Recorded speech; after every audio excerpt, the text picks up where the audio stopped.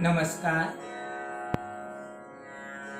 विद्यार्थियों, आज हम अपने इस वीडियो में मेजराब के बोलों के विषय में चर्चा करेंगे। जैसा कि आपने देखा, हमने आज तक संगीत के कॉमन टॉपिक्स, जो कि हम कह सकते हैं कि चाहे संगीत गायन हो अथवा वादन हो, दोनों ही के लिए जरूरी है।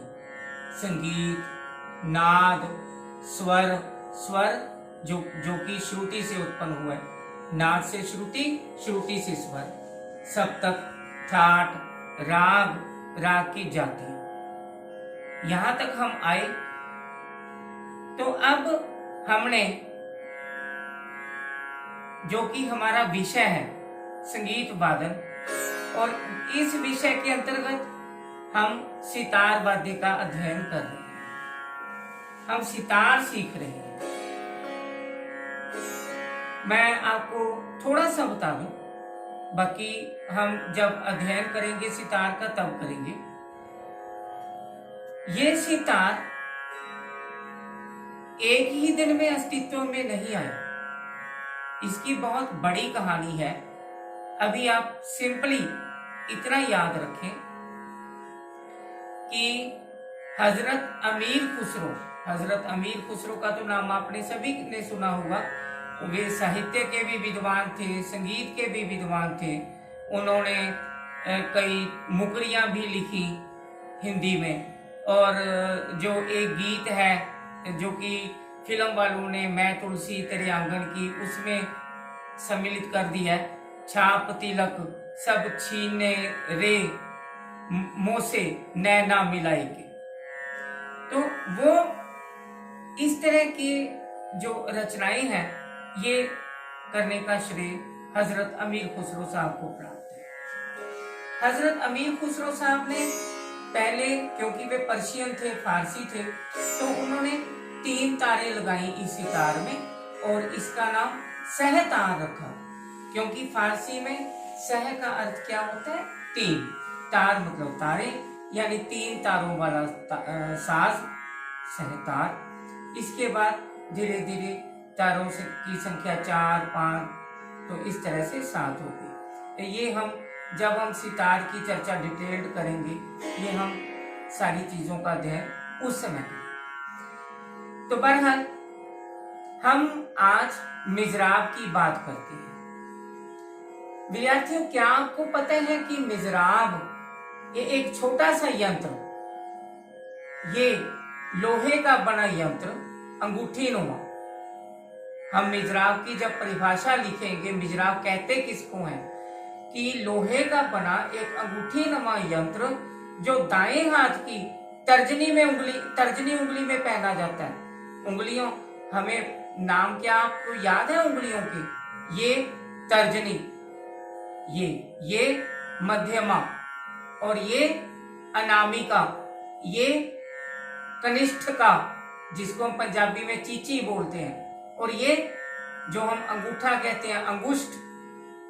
तो ये 5 हमारी उंगलियां हैं। तो दाएं, हम मिजराब की परिभाषा क्या लिखेंगे?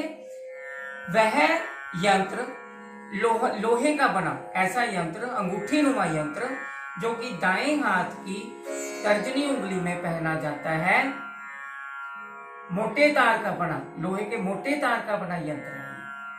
तो इसे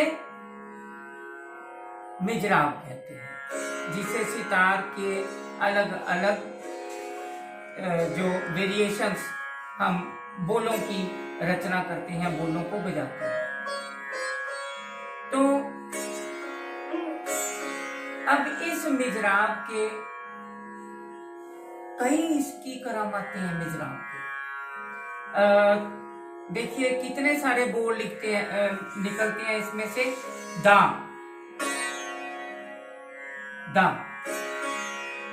रा, दीर,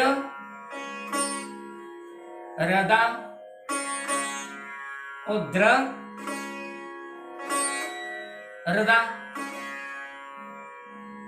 और विद्वानों ने इन बोलों से अलग अलग तरह की गतों का निर्माण किया है, अलग अलग तरह की जो बोलों की रचना की है। अब हम पहले लेते हैं दा बोल को। जब मिजराब के सितार के बाज की तार पर, इस तार को हम क्या कहते हैं, पहली तार को बाज की तार, जब सितार साज ने बाज की तार पर मिजराब से अपनी ओर प्रहार किया जाता है, ये मेरी ओर हुआ ना, बाहर से दो तरह से प्रहार होते हैं, इधर एक नीचे को या बाहर की ओर, हम ऐसे कह दें तो अपनी ओर। जब मिजराब से सितार के बाज के तार पर बाएं हाथ की उंगली से स्वर छेड़कर या बाएं हाथ को की तर्जनी उंगली को सा पे या किसी भी स्वर पे रखकर, तो दाएं हाथ की मिजराब से अपनी ओर प्रहार किया जाता है, उसे क्या कहते हैं, दा का बोल। दा, तो यह दा का बोल है, इसे हम क्या कहते हैं, आकर्ष प्रहार। दा के बोल को क्या कहते हैं, आकर्ष प्रहार। और दूसरा हम क्या कहेंगे, जब सितार पर बाएं हाथ की तर्जनी उंगली को रख के मिजराब को अपनी ओर से नीचे की ओर या ऐसे बाहर की ओर प्रहार किया जाता है, तो इसे हम क्या कहेंगे, र का बोल, र को बड़ा, रा। और यह कौन सा प्रहार है, अपकर्ष प्रहार। मुख्य दो बोल है मिजराब की, दा और रा। दा का बोल आकर्ष प्रहार, रा का बोल अपकर्ष प्रहार। और इन दोनों बोलों को मिलाने से दीर्घ और रगा, रगा, फिर द्रव, द्रव, रदा। तो प्रारंभिक विद्यार्थियों को जो प्रारंभ में आते हैं संगीत वादन विषय के अंदर, संगीत विषय वादन के अंतर्गत जिन विद्यार्थियों का चुनाव होता है, उन विद्यार्थियों को सबसे पहले हम सितार की बैठक सिखा के, सितार को कैसे पकड़ के बैठना है वो सिखा के, उसके बाद हम क्या कहते हैं कि भाई इन दो बोलों की प्रैक्टिस करो। हम पहले उंगली रखवा के उनकी, और देखिए मिजराब ऐसे दाएं हाथ की इस उंगली में पहन के ये सारी उंगलियां जोड़ के रखनी है, और ये अंगूठा यहां रखना है इस निशान पे। तो हमने दारा, दारा, दारा, दारा, दारा, ये प्रैक्टिस करानी है विद्यार्थियों ने, ये प्रैक्टिस करनी है। फिर रागा, रागा, ठीक है ना। और फिर उसके बाद हम दीर्घ का बोल करें, दा दीर्घ गा रा, दा दीर्घ गा रा। तो इसके बाद हमने अलंकारों का अभ्यास करना है। अलंकारों का अभ्यास कैसे करना है, जैसे अभी मैं तबले के साथ बजा के दिखाता हूं।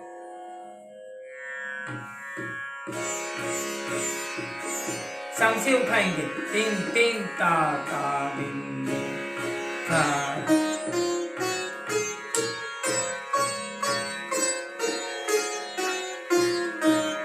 दारा दारा दारा दारा दारा दारा दारा।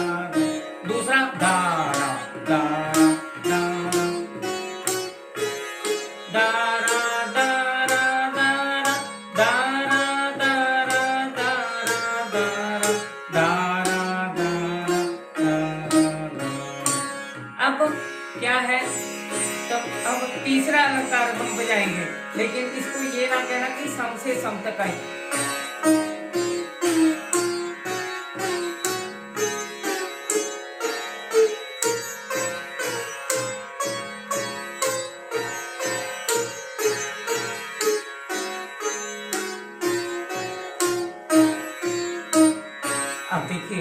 कहा था ना कि सम से सम तक नहीं आएगा, क्योंकि ये छंद में है, दा रा दा दा रा दा।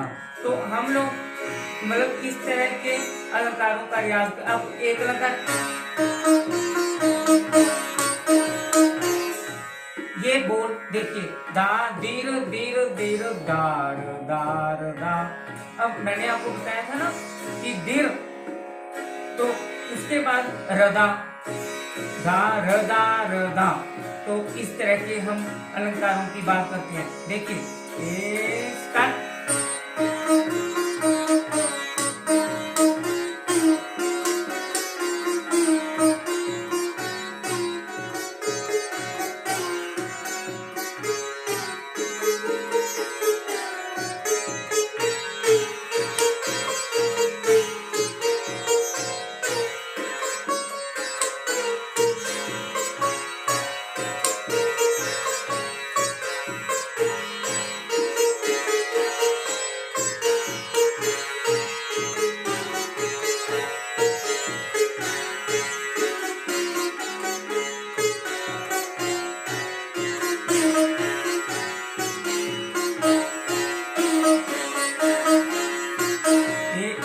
ये सम, तो ये अलंकार सम से सम तक आएगा।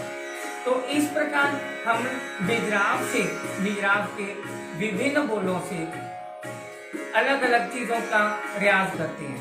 अब फिर जब हम गत की प्रैक्टिस करते हैं तो सबसे पहले विद्यार्थियों को आसान गत, कौन सी, दा दीर दा रा, ठीक है ना। देखिए दा दीर दा रा,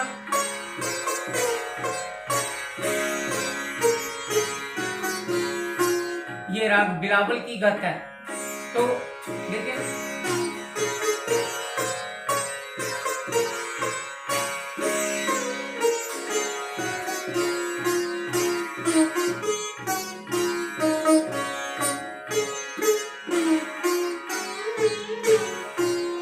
ठीक है ना। तो इस तरह से हम गतों का, अलग अलग गतों का फिर रियाज करते हैं। फिर क्या है, धीरे धीरे, जैसे धीरे धीरे दार दार धीर दा धीर दार दा दा दा दा दा। तो अब वो अलग अलग मिजराब के अलग अलग बोलों का डिजाइन बन जाते हैं। तो इसी तरह से फिर हम अलग अलग अलंकारों का रियाज करते हैं। जैसे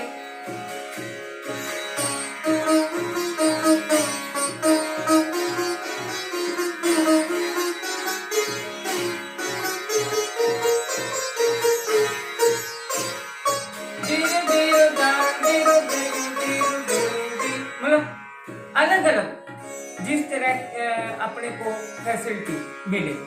लेकिन अब मिजराब के बोलों के साथ विद्यार्थियों को इधर बाएं हाथ का भी हमने ध्यान रखना है कि इधर से भी विद्यार्थी का हाथ खराब ना हो जाए, तो दोनों उंगलियां चले। तो उसके लिए भी फिर अलंकारों का, जैसे छंद में अलंकार,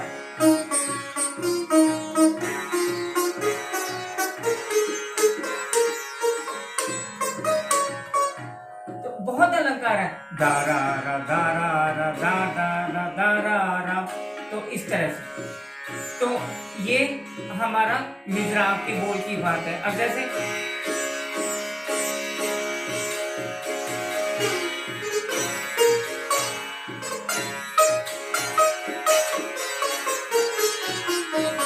अब 6 गुण के तोड़े की जब हम बात करते हैं, जैसे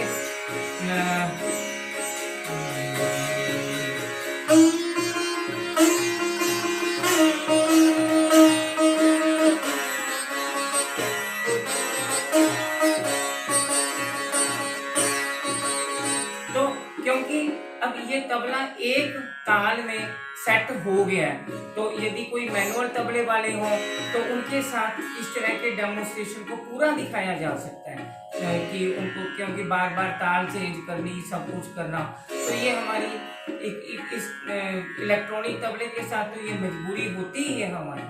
तो इस तरह से हमने, और इसी तरह से जैसे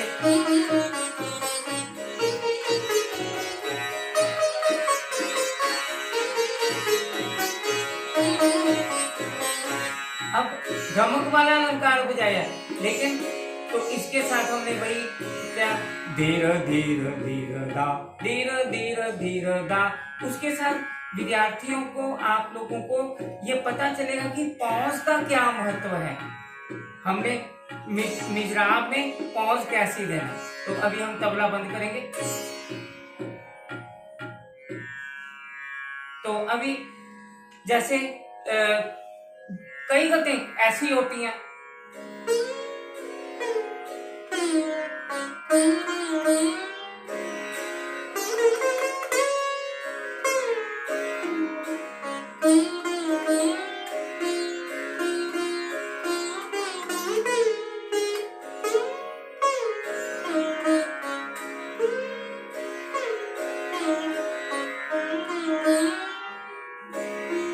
अब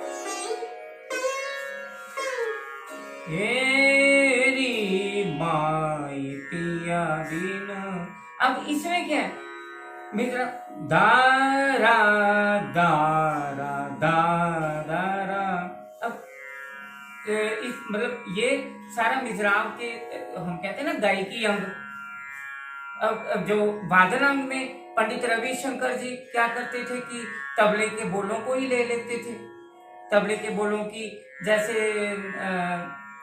हम एक चीज कहते हैं धाधा तिट्ट धाधा तिट्ट धाधा तिट्ट धाधा तूना।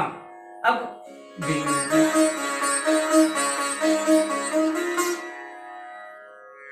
हो गया ना, हालांकि धीरे धीरे धीरे के साथ आया सारा, लेकिन वो तबले के बोल हो गए ना सारे, जैसे धीरे धीरे गिड़ा नग तू ना केड़ा नग,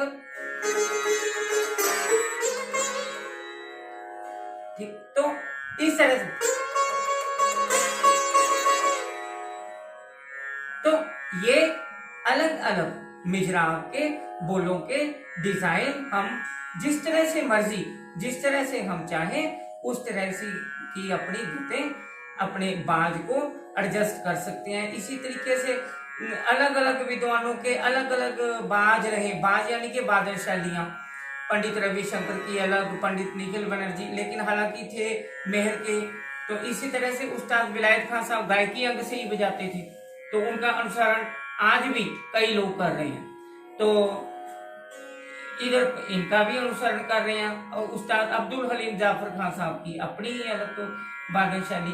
तो सभी ने अपने मिजराब के बोलों की अहमियत को अपनी अपनी वादन शैली के अनुसार अलग अलग तरीके से ढाला, उसे अलग अलग से तरीके से समझाने की कोशिश की।